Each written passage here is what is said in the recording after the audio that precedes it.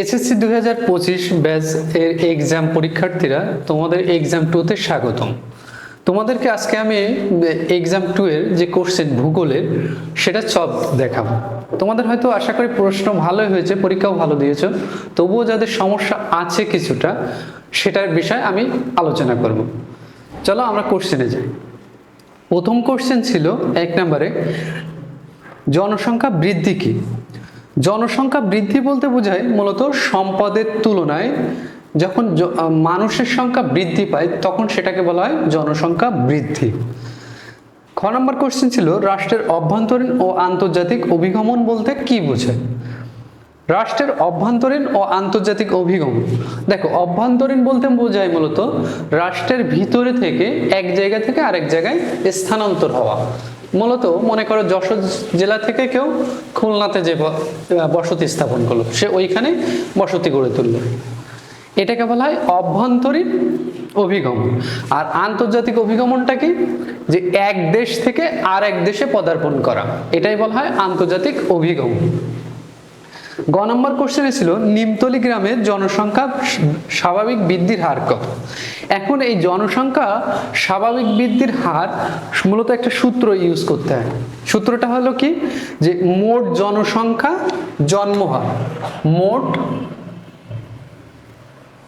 এটা হবে নির্দিষ্ট বছরে, নির্দিষ্ট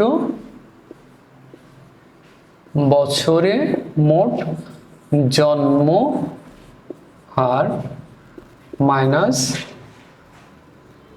নির্দিষ্ট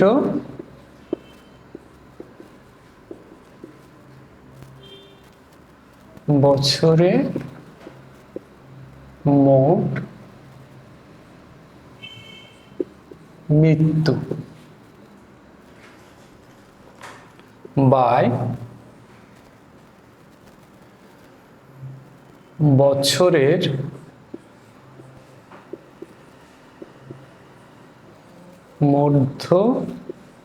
মধ্যবর্তী জনসংখ্যা ইনটু এখানে 100।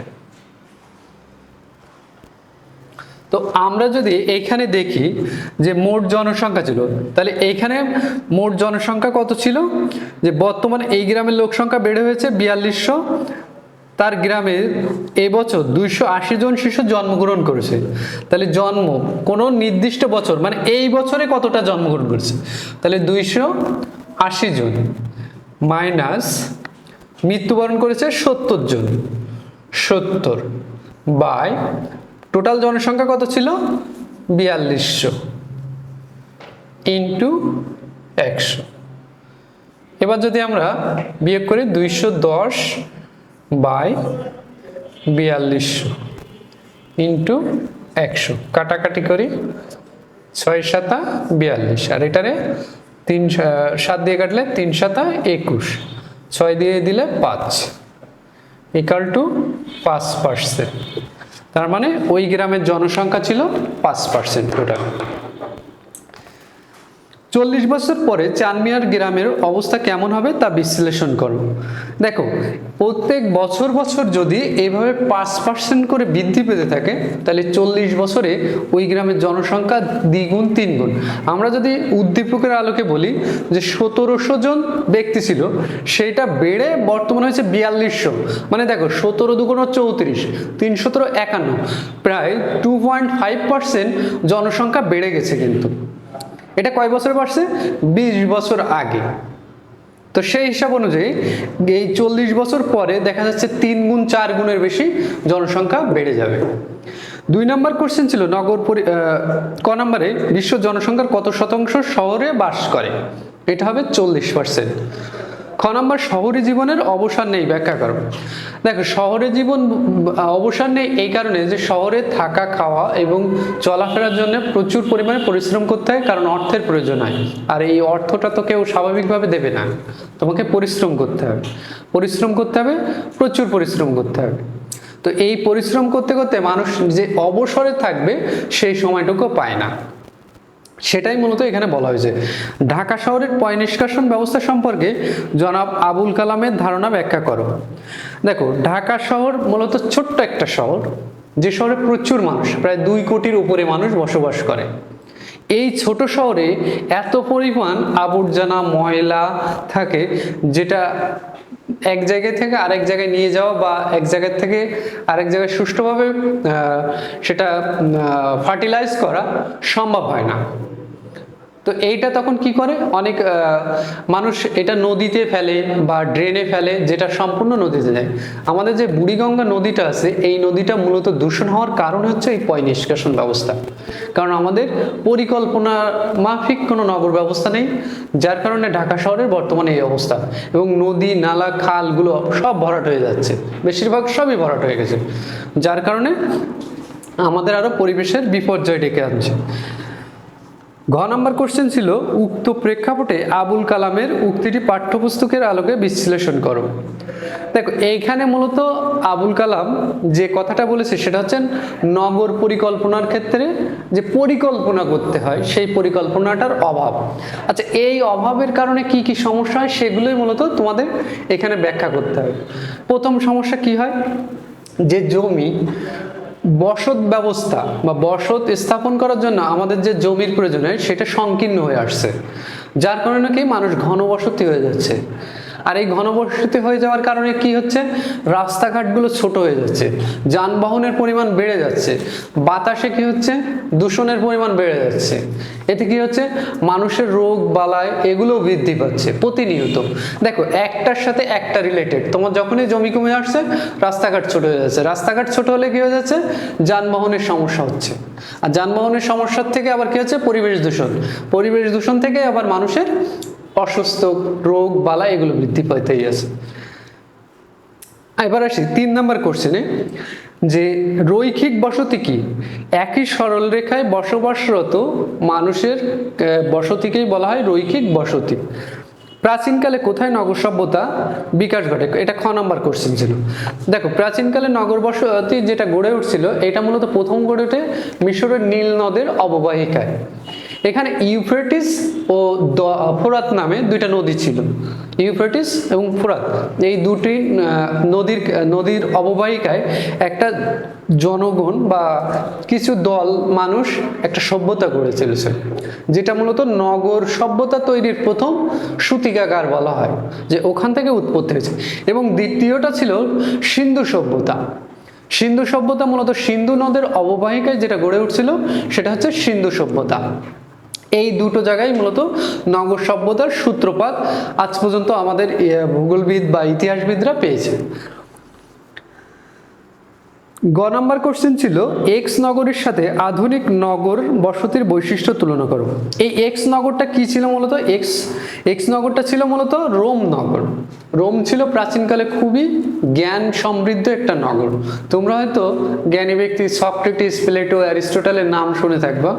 এগুলো সবার জন্ম এই রোম নগরে, গ্রিসের এথেন্সের রোম নগর। এটাকে বলা হয় 7 পাহাড়ের নগর, আবার মানে 7টা পাহাড় দিয়ে ঘেরা এই নগরটা। এক্স নগরের পতনের পর শিল্প বিপ্লবের পূর্ব পর্যন্ত নগরায়নের ক্রম বিকাশ আলোচনা করো। দেখো, রোম সভ্যতা যখন ধ্বংস হয়ে যায়, তারপরে আসে মূলত শিল্প সভ্যতার যুগ। মূলত এইটা 1789 সালে এক শিল্প বিপ্লব, মানে তোমার যন্ত্রের মাধ্যমে কোনো প্রোডাক্ট উৎপাদন করা, সেই ব্যবস্থাটার প্রথম যে যন্ত্রটা উৎপাদন হয়েছিল সেটাই মূলত ছিল শিল্প বিপ্লবের প্রথম ধাপ। এবং এই শিল্প বিপ্লবটা এই যন্ত্র থেকে আরো ছোটখাটো যন্ত্র, প্রথম যে যন্ত্রটা আবিষ্কার হয় সেটা ছিল মূলত বস্ত্র তৈরির জন্য একটা যন্ত্র। সেটা থেকে আস্তে আস্তে কলকারখানার যন্ত্র, এই যে গাড়ি ঘোড়া, এগুলো ফ্যান টেবিল সবগুলো ওই সূতিকাগার ওইখানটাই ছিল। 4 নম্বর কোশ্চেনে ছিল, অর্থনৈতিক কার্যাবলী কাকে বলে। দেখো, অর্থনৈতিক কার্যাবলী বলতে মূলত বোঝায় যে অর্থের সাথে সম্পর্কিত যেসব কার্য সেটাই, কিন্তু আমাদের ভূগোলের ভাষা বলে পণ্য সামগ্রী ও সেবা কার্যের উৎপাদন, বিনিময় ও ব্যবহারের সঙ্গে যুক্ত। তাহলে তিনটি বিষয় মনে রাখতে হবে, পণ্য সামগ্রীর ও সেবাকর্মের উৎপাদন, বিনিময় আর ব্যবহার। উৎপাদন, বিনিময়, ব্যবহার, এই তিনটির সাথে যুক্ত সেবাকর্মকেই বলা হয় অর্থনৈতিক কার্যাবলী। আমদানি রপ্তানি বাণিজ্য বলতে কি বোঝায়? দেখো, আমদানি আর রপ্তানি, কোনো দেশের কোনো দ্রব্য, মনে করো আমাদের দেশ থেকে কোনো দ্রব্য যখন বাইরের কোথাও পাঠাবো সেটা হচ্ছে রপ্তানি করা বলে। আবার অন্য কোনো দেশ থেকে যখন আমাদের দেশে কোনো দ্রব্য নিয়ে আসবো সেটা হবে আমদানি। তো আশা করি এটা বুঝতে পারছো। গ নাম্বার কোশ্চেনে আছে, জনাব আকমলের কার্যাবলীটি কোন পর্যায়ের অর্থনৈতিক কার্যাবলী ব্যাখ্যা করো। দেখো, জনাব আকমল পশুপালন করে জীবিকা নির্বাহ করে, তার ছেলে ফয়সাল ব্যাংকার, মেয়ে লাবণী চিকিৎসক। তো এটা প্রাথমিক পর্যায়ের ভিতরে পড়ে। জনাব আকমল যে কাজটা করে প্রাথমিক পর্যায়ে। প্রাথমিক পর্যায়ে কি ছিল? প্রাথমিক পর্যায়ে মানুষ মূলত পশুপালন করা, পশু শিকার করা, এগুলোর উপরেই নির্ভর ছিল, মাছ চাষ করা, এর উপরেই নির্ভর ছিল। ঘ নাম্বার কোশ্চেনে, জনাব আকমলের অর্থনৈতিক কার্যাবলী ফয়সাল লাবণীর কার্যাবলী কি একই পর্যায়ের ভুক্ত? তুলনামূলক বিশ্লেষণ করো। এটা কোশ্চেন হবে যে না, একই পর্যায়ে না, কারণ জনাব আকমলের কর্মটা ছিল প্রথম পর্যায়ে আর ফয়সাল লাবণীর কার্যাবলী ছিল তৃতীয় পর্যায়ের কর্ম। তো তৃতীয় পর্যায়ের এই কার্যাবলী মূলত আলাদা আলাদাভাবে ওদেরকে দেখানো হয়ে যায়। 5 নম্বর কোশ্চেন ছিল জনাব ক নাম্বার, সাধারণ জন্মহার কাকে বলে? সাধারণ জন্মহার বলতে বোঝায় 1 বছরে প্রতি হাজারে নারী সন্তান জন্মদানের মোট সংখ্যাকেই বলা হয় সাধারণ জন্মহার। 1 বছরে 1000 নারী যে সন্তান জন্মদান করে সেটাকেই বলা হয় মূলত সাধারণ জন্মহার। জনসংখ্যার পিরামিড বলতে কি বোঝায়? দেখো, জনসংখ্যার পিরামিড বলতে মূলত উন্নয়নশীল দেশগুলোতে যে জনসংখ্যার বহু আকারে বৃদ্ধি পাচ্ছে এটাকেই মূলত বলা হয় জনসংখ্যার পিরামিড। আমাদের দেশের, আমরা মূলত উন্নয়নশীল দেশের দিকে যাচ্ছি, তো আমাদের এই ছোট দেশে দেখো অনেক জন্মহার বেশি, আবার তোমার জনসংখ্যার ঘনত্বও অনেক বেশি, যেটার কারণে কি হয় যে মৃত্যুহার কম কিন্তু আমাদের জনসংখ্যার বৃদ্ধির হারটা অনেক বেশি। এটাকেই জনসংখ্যার পিরামিড বলে। জারিন কোন প্রকৃতির অভিবাসন করছে ব্যাখ্যা করো। জারিন মূলত রাজশাহীতে বাবা মার সাথে বসবাস করে, রাজশাহী বিশ্ববিদ্যালয়ে পড়াশোনা করে, পড়াশোনা শেষ করে ঢাকার একটি কোম্পানিতে জারিন তার পছন্দ মতো চাকরি পায়, বাবা মাকে নিয়ে ঢাকা শহরে বসবাস করে। জারিন এই বসবাসটাকে বলা হয় অবাধ প্রকৃতি, এটাকে বলা হয় অবাধ প্রকৃতি। এখন অবাধ প্রকৃতি বলতে কি বোঝায়? দেখো, জারিন মূলত এক শহর থেকে আরেক শহরে চলে গেছে, তা কিসের জন্য গেছে? তার শিক্ষা বা একটা কাজের জন্য, তার গুরুত্বপূর্ণ কোনো কিছুর জন্য সে সেইখানে গেছে। এই যে পদ্ধতিতে এক স্থান থেকে আরেক স্থানে গেল, এইখানে কি হলো, এক জায়গাটা থেকে আরেক জায়গায় যাওয়ার কারণে জনসংখ্যা বৃদ্ধি পায়। জারিনের পরিবারের অভিবাসনের ফলে রাজশাহী ও ঢাকার জনসংখ্যার বৈশিষ্ট্য ফলাফল, যেটা আমি তোমাদের একটু আগেই বললাম।